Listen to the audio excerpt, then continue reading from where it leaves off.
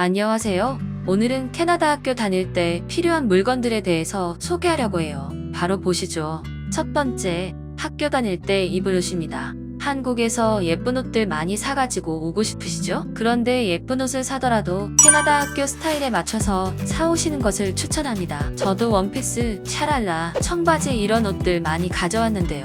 학교 다닐 때는 이런 옷들은 학교 생활과 맞지 않더라고요. 여기 아이들 입는 옷들을 보면 여름에는 티와 반바지 또는 쫄바지, 겨울에는 스키 팬츠를 꼭 입고 가서 안에 옷은 보이지도 않습니다. 결국 겨울에도 스키 팬츠 입히기 편한 레깅스에 짧은 티셔츠를 입혀보내는 것이 실용적이더라고요. 혹시 한국에서 옷을 많이 사가실 분이 계신다면 참고하세요. 그리고 여기도 싸게 옷 살 수 있는 곳들도 있다는 점도 참고하세요. 두 번째, 신발입니다. 학교에 운동화를 주로 신고 갑니다. 그리고 겨울에는 방수되는 스노우부츠를 신고 갑니다.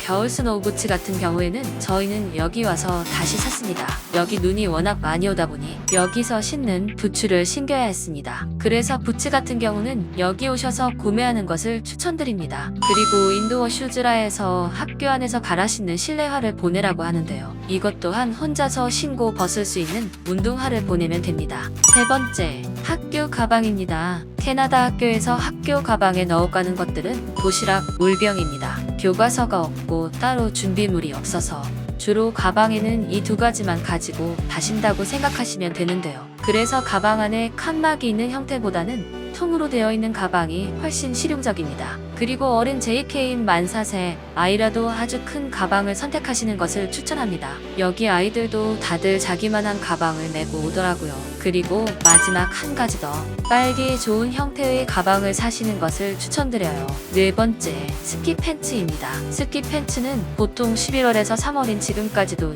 입혀서 보내고 있습니다. 아마 눈이 4월까지도 온다고 하니 앞으로 한 달은 더 입혀서 보내야 할 듯해요. 그래서 준비하실 때 어떤 형태가 아이에게 편할지, 그리고 스스로 입고 벗을 수 있는지, 잘 젖지 않는 소재인지, 세탁은 쉬운지 등을 고려하셔서 선택하시면 좋을 듯 합니다. 위에 잠바의 경우 긴 스타일을 원하신다면 한국에서 사오시는 거 추천드립니다. 이곳에는 긴 스타일의 잠바는 잘 보지 못했어요. 다섯 번째, 목도리, 모자, 스키 장갑인데요. 이것 또한 아이들이 스스로 장갑을 끼고 벗을 수 있는 것이라면 좋을 것 같아요. 모자의 경우 잘 벗겨지지 않는 형태의 모자가 좋습니다. 이쁘긴 하나 잘 벗겨지는 모자는 아이들이 많이 불편해 하더라고요.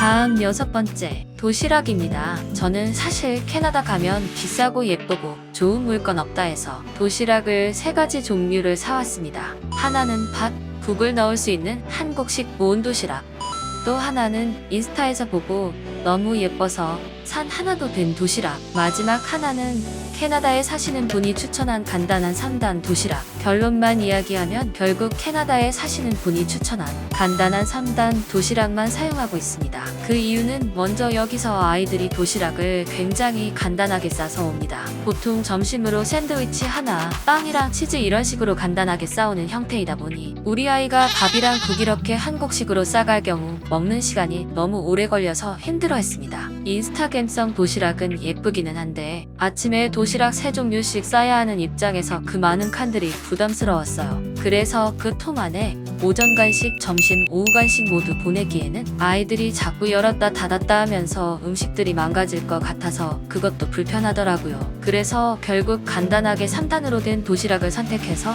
아주 잘 쓰고 있습니다. 저희 집은 여자 아이들이라서 양도 딱 적당하고 간식 시간만 다 하나씩 아이가 꺼내서 먹으면 돼서 아이도 편하다고 하더라고요.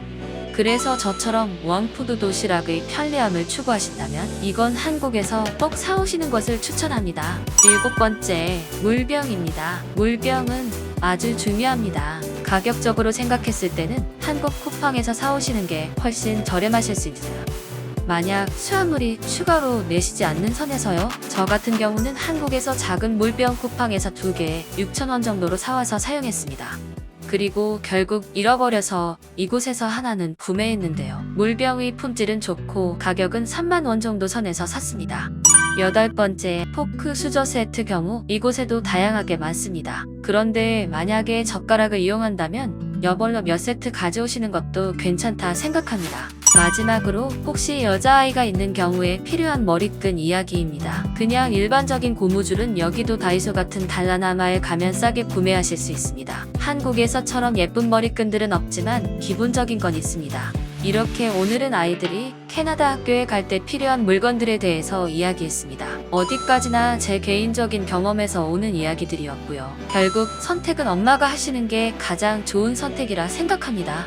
우리 아이를 잘 아는 것은 결국 엄마잖아요. 단지 저희 작은 경험이 캐나다 유학을 준비하시는 엄마들에게 조금이나마 도움이 되셨으면 좋겠네요.